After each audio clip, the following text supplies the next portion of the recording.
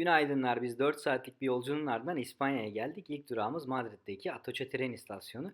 Garın tam karşısında her Madrid'e geldiğimde uğradığım El Brillante isimli bir bar var. Ancak bardan önce tekrar bir gara girelim. Garın içerisinde çok güzel bir botanik bahçesi var ancak bu geldiğimde biraz bakımsızdı. Patates ve bocadillo de calamares yani kalamar sandviç, churros'u da genellikle ben sıcak çikolatayla tüketmeyi tercih ediyorum. Şimdi yolculuğumuz Sevilla'ya. Tekrar Madrid tren istasyonuna geldik. Sevilla'ya eğer yüksek hızlı trenle gitmek isterseniz 2 saat sürüyor. Sağdaki bu trenler normal trenler, soldaki alta velocidad trenleri yani yüksek hızın kısaltması olan AVE trenleriyle 2 saatte Sevilla'ya gidebiliyorsunuz Madrid'den. Trenin içi de aynen bu şekilde. Biz normal ekonomi klasmanda biletimizi aldık ve bu kompartmanda seyahat ettik. Tren içerisinde aynı zamanda çay kahve tüketebileceğiniz böyle bir kompartman da bulunuyor. Ben sizinle fiyat listesini de paylaşıyorum bu şekilde. Trende aynı zamanda tabii bir tane de tuvalet var. Her ne kadar 2 saatlik bir yolculuk olsa da böyle temiz bir tuvalet görmek bizi mutlu etti. Madrid'den Sevilla'ya indiğiniz zaman Endülüs köyleri gözünüze çarpacak. Gözünüz camda olsun. 300 kilometre hız yapmamıza rağmen trende aynı zamanda çalıştık ve çalışmamızı asla rahatsız etmedi. Ben de biraz müzik notalarına baktım. Sevilla'ya varıp üstümüzü değiştirdikten sonra ilk geldiğimiz yer 12. yüzyıldan kalma bir hamam olan Cervecería Giralda var. Aynı zamanda katedralin hemen karşısında. İlk başta bir hamsi kızartma, akabinde de midye kızartma soslu bir şekilde önümüze geldi. Ana yemeği çekmeyi unuttum ama buraya gelmenizi mutlaka tavsiye ederim. Sabah kalktığımız gibi Alfonso Trece yani 13. Alfonso anlamına gelen İspanya'nın bence en güzel otellerinden birisine geldik. Daha önce burada bir tur düzenlemiştim. Bütün misafirlerimiz burada kalmaktan memnun kalmıştı. Aynı zamanda otelin çok da güzel bir avlusu var. Yaz aylarında bu avlu altında kahvaltınızı yapabilirsiniz. O otele aynı zamanda çay kahve içmenin için de gelebilirsiniz. Güneş olsa da üst tarafta tentenel var, kapatıyor. Otelde bazı alışveriş seçenekleriniz de var. Görmüş olduğunuz bu antikacıda 1000-2000 Euro'dan başlayan fiyatlarla 15-20 bin Euro'ya kadar takılar bulabilirsiniz. 2 kişilik kahvaltının ücreti de 64 Euro'ydu. Sevilla'nın Dünya Kültürel Miras listesindeki en önemli yapılarından bir tanesi Sevilla Alcazar'a geldik. Sırada beklememeniz adına biletinizi online almanızı tavsiye ederim. Müslüman Endülüs döneminde yapılmış saray, Hristiyan Endülüs döneminde genişletilmiş, bahçesi meyve ağaçlarıyla dolu. Saraydan çıkarken karşınızda çok güzel ihtişamıyla Sevilla Katedrali var. Sevilla'da gün batımı saatleri yaklaştıysa en güzel manzaralar ve fotoğraflar için gitmeniz gereken yer Plaza de España yani İspanya Meydanı. Burası 1929'da Sevilla'da düzenlenen İspanya Exposu için tasarlanmıştı. Şehirde aynı zamanda bu expo için yapılan birçok mimari yapı var.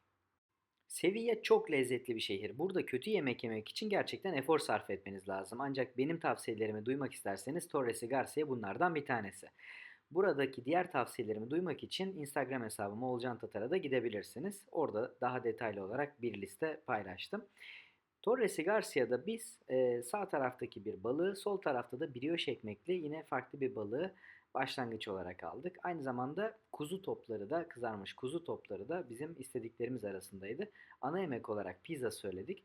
Kokteyller de gayet güzeldi. Aynı zamanda kokteyl fiyatlarını ve menü içeriğini buradan sizinle paylaşıyorum. Geldik sebebi ziyaretimize. Sevilla'da maç gününde meydanda Fenerbahçeli taraftarları formalarıyla görmek bizi çok mutlu etti. Şimdi sizi stadın atmosferiyle baş başa bırakıyorum.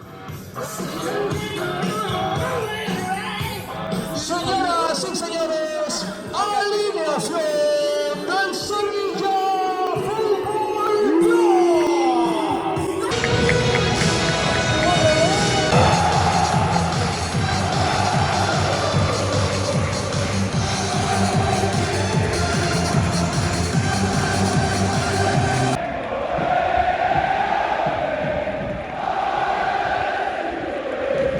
Maçı ne yazık ki Sevilla 2-0 kazandı. Biz de Sevilla'dan Madrid'e geri dönüş yolculuğumuzda tren bileti bulamadığımız için 6 saat bu otobüsle yolculuk yapmak zorunda kaldık. Bu arada Madrid'den Sevilla'ya giderken yüksek hızlı tren rötar yaptığı için %50 iade alma hakkımız vardı. Onu da kullandık.